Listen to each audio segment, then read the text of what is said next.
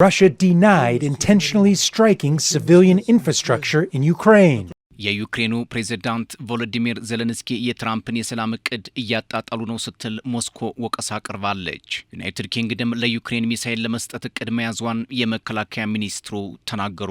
የሩሲያ በተባበሩት መንግስታት ድርጅት መልእክተኛ የሆኑት ቫሲሊ ኔቤንዚያ ዜሌንስኪ ወደ ድርድር ለመምጣት ፍላጎት እያሳዩ አይደለም፣ ሰበብ እየፈጠሩ ወደ ኋላ ማለትን መርጠዋል ሲሉ ተናግረዋል። ትራምፕ ያቀረቡትን የሰላም አማራጭ ላለመቀበል የተለያዩ እንቅፋቶችን እየፈጠሩ ነው ሲሉ የሚናገሩት ኔቤንዚያ የኬቭ አስተዳደር ጦርነቱን ለመጨረስ ምንም ጥረት እያደረገ አይደለም ሲሉ ተደምጠዋል። ባለፉት ወራት በትራምፕ የቀረበው ባለ 28 የሰላም እቅድ ብዙ ፖለቲከኞችን እያነጋገረ እንደነበር ይታወሳል። ትራምፕ የሩሲያና ዩክሬን ጦርነትን ለመፍታት እቅድ ማውጣታቸውን ተከትሎ በዩክሬንና አጋሮቿ መካከል ቅራኔ በመፍጠሩ እቅዱ እንደገና እንዲከለስ የሚል መከራከሪያ ማቅረባቸውና ለዚህም ባለ 20 ነጥብ ዩክሬንና የፈቃደኞች ጥምረት የሚባሉት አውጥተው እንደነበር ይታወሳል። እስካሁን ግን በ20ው በ28ቱም ነጥብ የሰላም እቅድ ላይ የተደረሰ ስምምነት ባለመኖሩ የሩሲያና ዩክሬን ጦርነት ወደ 4ኛ ዓመቱ ሊገባም ጥቂት ሳምንታት ቀርተውታል።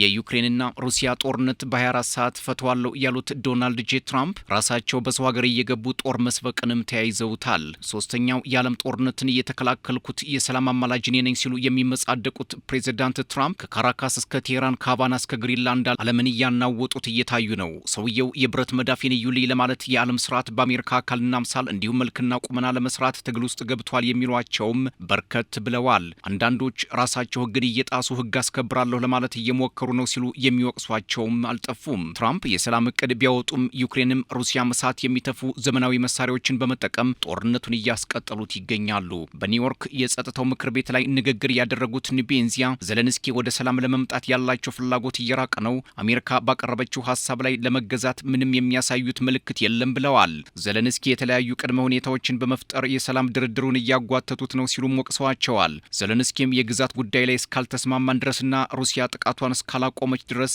ለመስዋዕትነት ተዘጋጅተናል ሲሉ ይደመጣሉ። የኬቭ ፕሬዝዳንት ወደ ቀልባቸው ተመልሰው ወደ ተጨባጭ ድርድር መጥተው ችግሩ እስኪፈታ ድረስ እያንዳንዱን ነገር በወታደራዊ ኃይል ለመፍታት እንገደዳለን ሲሉ ኔቤንዚያ አስጠንቅቀዋል። አክለውም እያንዳንዱ ቀን በሄደ ቁጥር ዜሌንስኪ የሚከፍሉት ዋጋም ከባድ እንደሚሆንም አሳስበዋል። የዜሌንስኪ መንግስት በሽብር ሙስናና ህገወጥነት የተከበበ ብሎም ከውጭ የሚመጣውን የእርዳታ ገንዘብ ለራሱና ለዘመዶቹ በመዋል ዩክሬንን እየመዘበረ ነው ሲሉም ይናገራሉ። የኔቶ ባለስልጣናት የሩሲያና ዩክሬን ጦርነት እንዳይቆም ከኋላ ሆነው እየገፉ ዩክሬንን እያስበሏት ነው ሲሉ የሚከሱት መልእክተኛው የብሪታንያ ወታደራዊ አዛዦችም የሚያደርጉት ጣልቃ ገብነት ሁኔታውን ለማባባስ ትልቅ ድርሻ አለው ነው ያሉት። ዩናይትድ ኪንግደም አዲስ ሚሳኤል ለዩክሬን ለመስጠት እቅድ እንዳላት መናገሯ በክሬምሊንና ለንደን መካከልም ውጥረት ፈጥሯል። ባለፈው ሳምንት የእንግሊዝ መከላከያ ሚኒስትር ጆን ሄሊ ለዩክሬን 270 ሚሊዮን ዶላር የሚያወጣም የጦር መሳሪያ ለመርዳት እቅድ እንዳላቸውም ተናግረዋል። ሩሲያም የውጭ ጣልቃ ገብነትን በተደጋጋሚ መቃወሟ ሳይዘነጋ አሁን ላይ የብሪታንያ ወታደራዊ እርዳታ ለማድረግ እቅድ መያዝ የሩሲያና ዩክሬን ጦርነትን ከማስቀጠል ባሻገር ወደ ሌላ ግዙፍ ጦርነት ሊገባ እንደሚችል ያሳያል።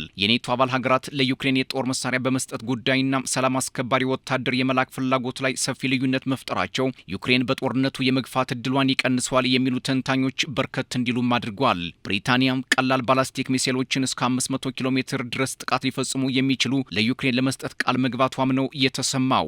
በተጨማሪም መከላከያ ሚኒስቴሩ በሩሲያ ውስጥ ዘልቀው በመግባት ጥቃት ሊያደርሱ የሚችሉ ባላስቲክ ሚሳኤሎችንም ለመርዳት እቅድ እንዳለው ገልጿል። ሌላው ከዚህ ከሚሳኤል መሳሪያዎች ጋር በተያያዘ ለዩክሬን በ2026 $1 ሚሊዮን የሚያወጡ ቀላል ሚሳኤሎችን ለማቅረብ ከስምምነት ላይ መድረሳቸውን የእንግሊዝ ወታደራዊ ባለስልጣናት ተናግረዋል። ይህ የጦር መሳሪያ ስምምነት ባለፈው የሩሲያ ውጭ ጉዳይ ሚኒስትር ሰርጌይ ላቭሮቭ ለሩሲያና ዩክሬን ጦርነት መባባስ የጦር መሳሪያ አምራቾች ናቸው ማለታቸው ይታወሳል። የእንግሊዝ ወታደራዊ ባለስልጣን ዩክሬንን በጦር መሳሪያ ማጠናከር መላው አውሮፓን ማጠናከር ነው በሚል ብሪታንያ ረዥምና አጭር ርቀት ሚሳኤሎችን ለዩክሬን በመስጠት በሩሲያ ላይ የበላይ እንድትሆን ማድረግ የሚቻል ነው ሲሉ ይደመጣሉ። አክለውም ፑቲን በዚህ መሳሪያ ፍርሃት ውስጥ ሊገቡ እንደሚችሉና ወደ ድርድር እንደሚመጡ ለማድረግ የሚያግዝ ነውም ብለውታል። የብሪታንያ ወታደራዊ አዛዥ ሪቻርድ ናይተን ዩኬ ወደ ዩክሬን ወታደር የመላኳ ነገር በልበ ሙሉነት የሚሆን ነው የተኩስ አቁም ስምምነት ከተደረሰ በኋላ ወታደሮቹ መስፈራቸው አይቀርም ሲሉ መናገራቸው ፖለቲካዊ አንድምታው ወታደር ከመላክ የተሻገረ ከዩክሬን ጎን በመቆም በእጃዙር ወደ ጦርነት ለመግባት የሚደረግ አዝማሚያ ነው ሲሉ ተንታኞች ይናገራሉ።